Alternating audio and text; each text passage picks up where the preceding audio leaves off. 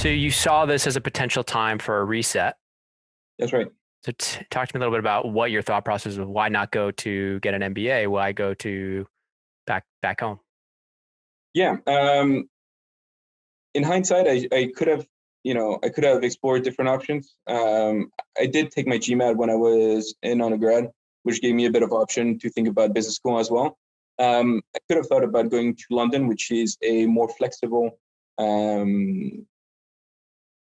hiring market, especially having just an undergrad degree, and McGill being pretty well perceived as an institution there. I could have leveraged that, and I could have tried to just bounce back in London.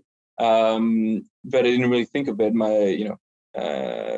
Having my stint in the US, I just picture I would just go back to Europe, and I applied to master's degree, not MBAs, just because the European market, actually specifically the French market, is very much focused on Master of Sciences rather than MBAs. Right. We do have good MBAs, like HEC is a good one, INSEAD is another good one. Yeah. But a lot of the students are actually not French, and people who go to say INSEAD actually don't seek to work in France. A lot of them.